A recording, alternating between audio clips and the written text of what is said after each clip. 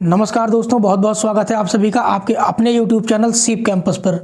दोस्तों, हमारा हिंदी भाषा का विकास का टॉपिक चल रहा था। कल हमने इसमें से कुछ तथ्यों को पढ़ लिया था, बाकी बचे हुए थे क्योंकि वीडियो काफ़ी लंबा हो गया था, इसलिए हमने उसको वहीं छोड़ दिया था।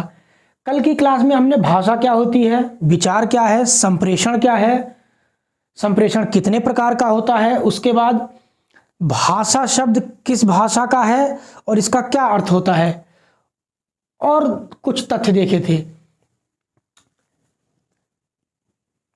तो आज की जो क्लास है उसको हम किसी भाषा को सीखने के जो मनोवैज्ञानिक दृष्टिकोण होते हैं वहां से कंटिन्यू करेंगे। कल हम भाषा का कोई अंतिम स्वरूप नहीं होता, ये परिवर्तनशील होती है और अंत तक परिवर्तित होती रहती है, यहां तक कवर कर लिया था।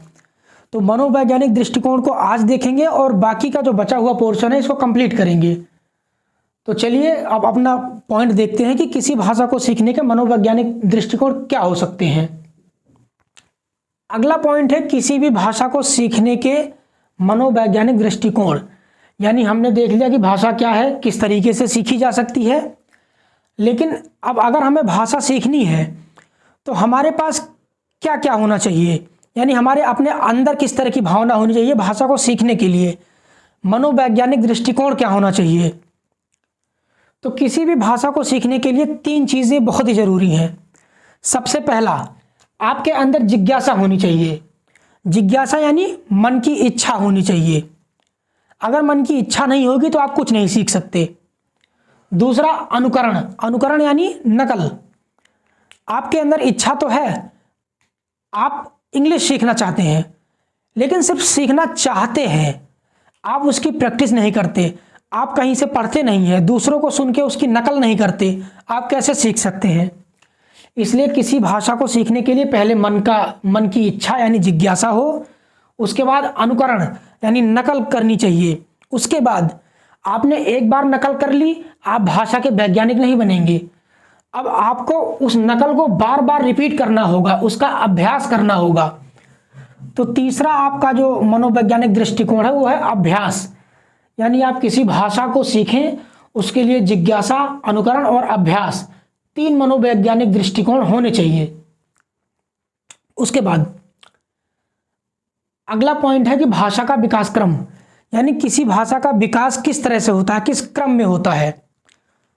तो जो भाषा के विद्वान हैं उनका कहना है कि किसी भी भाषा को सबसे पहले सुना जाता है, फिर उसको बोलना सीखते हैं, फिर पढ़ना और सबसे अंत में लिखना सीखते हैं। सुनना, बोलना, पढ़ना और लिखना, ये तीनों क्रम है। यानी इसको आप कह सकते हैं कि किसी भी भाषा को जो सीखने का क्रम है वो होता है श्रव पले। श्र से बना है श्रवण, श्रवण यानी सुनना। व से बना वदन यानी बोलना। प से पठन यानी पढ़ना।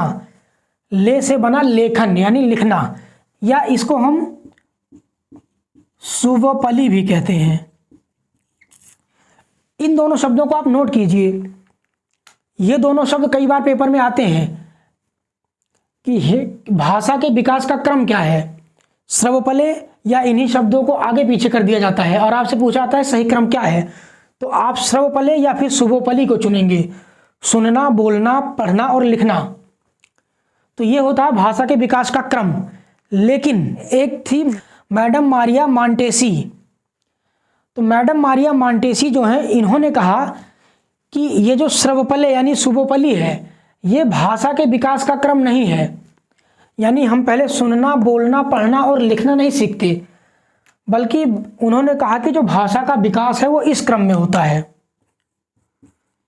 श्रव, लेप या शुभ लिप। यानी सबसे पहले हम भाषा को सुनते हैं, फिर बोलते हैं, उसके बाद लिखते हैं, फिर पढ़ते हैं। सुनना सीख लिया, बोलना सीख लिया, फिर हम लिखना सीखते हैं, फिर पढ़ना सीखते हैं। सिर्फ इतना चेंज है। सभी विद्वानों ने कहा कि भाषा का विकास क्रम है सुनना, बोलना, पढ़ना, सबसे अंत में लिखना। लेकिन मैडम मारिया मांटेसी ने कहा कि हम सबसे पहले सुनना, बोलना, उसके बाद लिखना, फिर पढ़ना सीखते हैं। ये भी आपसे पूछा जाता है कि श्रवलेप या सुवलिप ये भाषा विकास का क्रम किसके द्वारा बताया गया है? तो आप जवाब देंगे मैडम मारिया मांटेसी के द्वारा। या कभी कभी ये भी पूछा जाता है कि मैडम मारिया मांटेसी के द्वारा जो भाषा का विकास क्रम है वो क्या है? तब आप जवाब देंगे श्रवलेप या सुवलिप। ठीक है, आगे बढ़ते हैं। अब बात करते हैं भाषा के संवाद की। हमने भाषा तो देख लिया कि क्या होती है, इसका विकास कैसे होता है, लेकिन भाषा का संवाद कैसे होता है, यानी भाषा को बोला कैसे जाता है, यानी भाषा को प्रकट कैसे किया जाता है। तो लिखिए कि भाषा का संवाद 3 प्रकार से होता है। मौखिक रूप से यानी बोलकर, लिखित रूप से यानी लिखकर, और सांकेतिक रूप से यानी संकेतों द्वारा। अब इन तीनों के बारे में हम थोड़ा थोड़ा समझते हैं, 2-2 पॉइंट्स इनके बारे में लिखते हैं। सबसे पहले आप देखिए जो संवाद का मौखिक रूप है इसके बारे में 2 लाइन लिखिए। पहली चीज लिखिए कि भाषा का जो मौखिक संवाद है ये अस्थायी होता है, यानी मौखिक संवाद का मौखिक रूप अस्थायी है। उसके बाद लिखिए इसी में मौखिक में ही ये संवाद का सबसे सरल तरीका है या सबसे सरल रूप है। ये सरल क्यों है और अस्थायी क्यों है अभी हम समझेंगे, लेकिन पहले हम तीनों को लिख लेते हैं फिर एक साथ समझ लेंगे। तो मौखिक रूप अस्थायी होता है और सबसे सरल रूप है, जबकि जो लिखित रूप है यह स्थायी होता है। ये था आपका अस्थायी, यानी जो स्थायी नहीं है, टेम्परेरी है। लिखित आपका स्थायी होता है यानी परमानेंट होता है, लिखित वाला आपका स्थायी होता है। लिखित रूप स्थायी होता है और ये सरल व कठिन दोनों हो सकता है। उसके बाद सांकेतिक रूप को लिखिए। संवाद का सांकेतिक रूप अस्थायी होता है यानी टेम्परेरी होता है और यह रूप सबसे कठिन माना जाता है। अब देखते हैं कि ये सरल कठिन और सरल कठिन सब कुछ क्यों है। मौखिक रूप क्या है? मैं कुछ भी नहीं लिख रहा हूं, भूल जाइए बोर्ड पर कुछ है। मैं आपको बोल करके कुछ समझा रहा हूं, आप समझ रहे हैं। मैंने बोला, आपने सुना, मेरी बात खत्म हुई, मेरे शब्द कहाँ हैं? कहीं मेरे शब्द दिखाई दिए? इस ब्रह्मांड में शब्द न जाने कहाँ खो गए। तो मैंने अपनी बात खत्म की, मेरे शब्द भी खत्म हो गए, इसलिए ये अस्थायी रूप है। बोलने के बाद तुरंत बाद ये खत्म हो जाता है। दूसरी चीज, लिखित रूप स्थायी क्यों है? बोर्ड पर चीजें लिखी हुई हैं, जब तक मैं इसे नहीं मिटाऊंगा ये यहीं पड़ी रहेंगी, आप जब चाहे इसको देख सकते हैं। ये स्थायी है। हजारों साल पुराने हमारे वेद, हमारे ग्रंथ जो हमारे ऋषि मुनि लिख के चले गए, उनको आप आज भी पढ़ते हैं। क्यों? क्योंकि वो स्थायी है, हजारों साल से यूं के यूं बने हैं। आगे भी जब तक उनको संभाल कर रखा जाएगा वो शब्द, वो अक्षर वहीं रहेंगे। इसलिए लिखित रूप हमेशा स्थायी होता है। सांकेतिक रूप भी अस्थायी है। सांकेतिक रूप यानी मैंने अपने हाथ पैर या गर्दन के इशारे से या फिर आंखों के भावों के इशारे से कुछ आपसे कहा, कुछ इशारा किया, मैंने इशारा किया, आप समझे नहीं समझे अलग बात है, लेकिन मेरे इशारा करने के तुरंत बाद वो संकेत खत्म, अब उसका कोई वजूद नहीं है, इसलिए ये भी अस्थायी है। अब ये सरल क्यों है? मौखिक रूप सरल क्यों है? अगर आप लिखित रूप को समझना चाहें तो सबसे पहले आप एक उदाहरण लेते हैं अपने घर परिवार से, उसके बाद यहां आएंगे। आपके घर में या आपके पड़ोस में कुछ ऐसे बुजुर्ग होंगे जिनको लिखना पढ़ना नहीं आता होगा, अंगूठा टेक जिन्हें आप कहते हैं, यानी उनके लिए काला अक्षर भैंस बराबर। आप अगर उनसे कुछ बोलते हैं वो आपकी बातों को तुरंत समझ लेंगे, लेकिन अगर वहीं आप उन्हीं बातों को लिख कर दे दीजिए वो नहीं समझ सकते। क्यों? क्योंकि उन्हें भाषा का ज्ञान तो है लेकिन लिपि का ज्ञान नहीं है। तो अगर आप किसी मौखिक संवाद को सुनना चाहते हैं, समझना चाहते हैं, आपको सिर्फ भाषा का ज्ञान होना चाहिए, और किसी ना किसी एक भाषा का ज्ञान इस दुनिया में हर किसी को होता है। आप जहां पैदा हुए हैं, जहां रहते हैं, वहां अब तक आपने कुछ ना कुछ सुना होगा, सीखा होगा। जो भाषा का ज्ञान है, इसलिए आप मौखिक भाषा सरल है। लेकिन लिखित भाषा के लिए आपको मौखिक भाषा का ज्ञान तो होना ही चाहिए, लेकिन आपको लिखना पढ़ना भी आना चाहिए। तो इसलिए अगर आपको लिखना पढ़ना आता है तो लिखित आप रूप जो है आपके लिए सरल है। लेकिन आपको लिखना पढ़ना नहीं आता तो ये लिखित रूप आपके लिए कठिन है। आपके लिए लिखित रूप सरल है, आपके वो जो बुजुर्ग हैं जिन्हें लिखना नहीं आता उनके लिए कठिन है।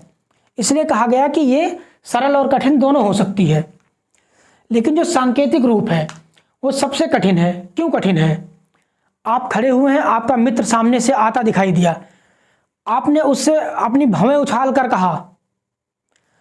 अब इसका वो क्या मतलब निकाले? आप क्या पूछना चाहते हैं? क्या आप ये जानना चाहते हैं कि वो कहाँ से आ रहा है, या आपने ये पूछा कि अरे भाई तुम यहाँ क्या कर रहे हो, या आप पूछना चाह रहे हैं कि कहाँ जा रहे हो? तो कहाँ से आ रहे हो, यहाँ क्या कर रहे हो, या कहाँ जा रहे हो, या फिर तुम्हारे हाल चाल कैसे हैं? आप क्या पूछना चाहते हैं ये सामने वाले को नहीं पता। इसलिए सांकेतिक रूप बहुत ही कठिन होता है। आपने अपने मित्र को देखा, ताली बजा दी, इसका क्या मतलब निकाला जाए? आप अपने मित्र की किसी हरकत से या उसके किसी कार्य से प्रसन्न होकर उसकी प्रशंसा कर रहे हैं, उसके सम्मान में ताली बजा रहे हैं, या फिर आप उसको ताना मार रहे हैं कि जो है कल की लड़ाई में तुम हमको छोड़ के भाग गए थे, बहुत अच्छे बेटा बहुत अच्छे। तो आप उसको ताना मार रहे हैं या तारीफ कर रहे हैं? तो क्या कर रहे हैं? आप क्या कहना चाहते हैं? जब तक आप शब्दों का प्रयोग नहीं करेंगे तो संकेत से समझना बहुत कठिन हो जाएगा।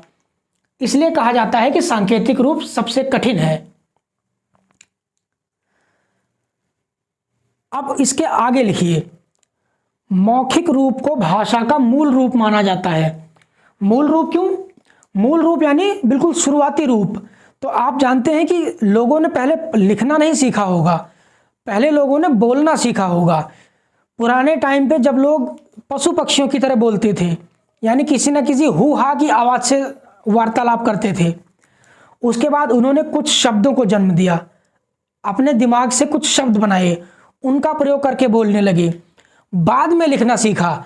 इसलिए कहा जाता है कि जो मौखिक रूप है वो मूल रूप है और जो आपका लिखित रूप है वो गौण है, यानी वो बाद में आया।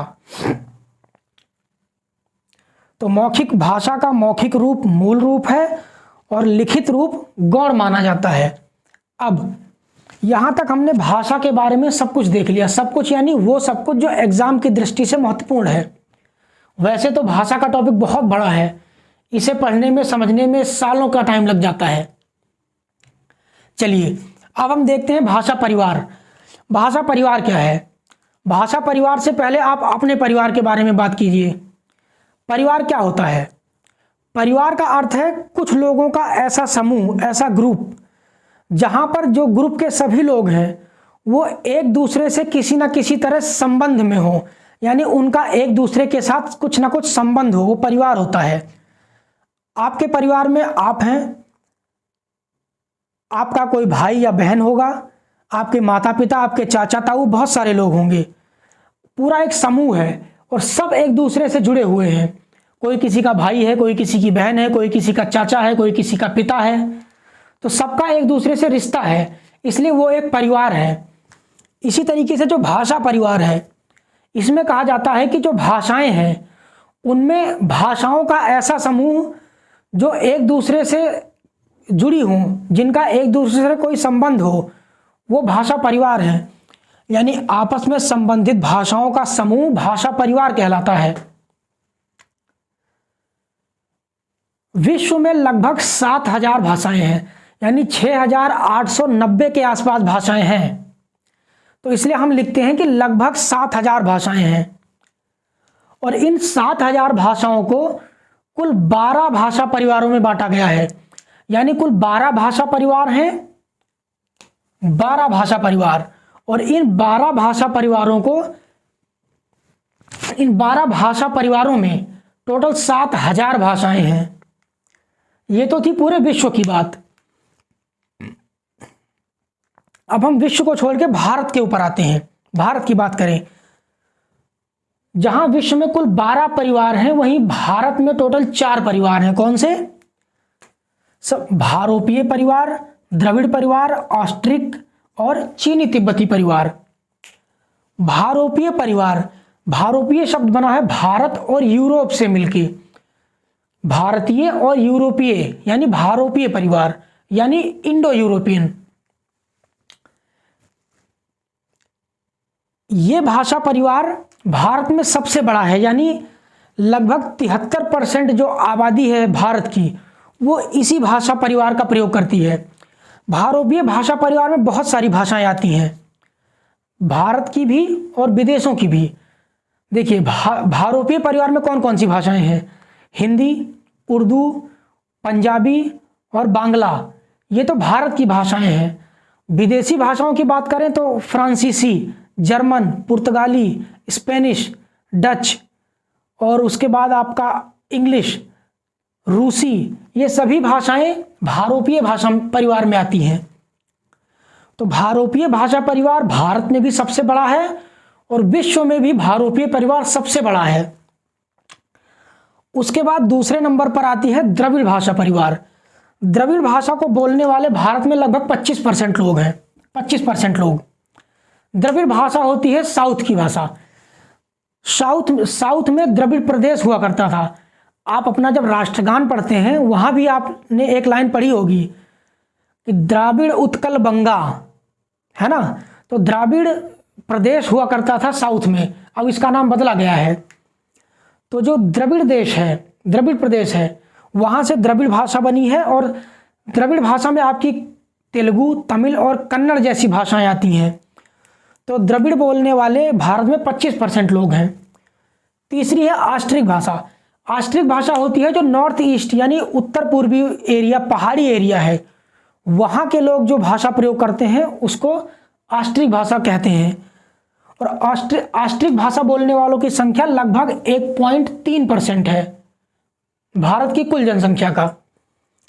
और चौथे नंबर पर आती है चीनी तिब्बती भाषा, यानी वो भाषा जो चीन या तिब्बत के लोग बोलते हैं। तो आप जानते हैं चीन और तिब्बत के भी काफ़ी सारे लोग हमारे भारत में रहते हैं, तो वो इस चीनी तिब्बती भाषा का प्रयोग करते हैं। उनकी संख्या 0.7% है।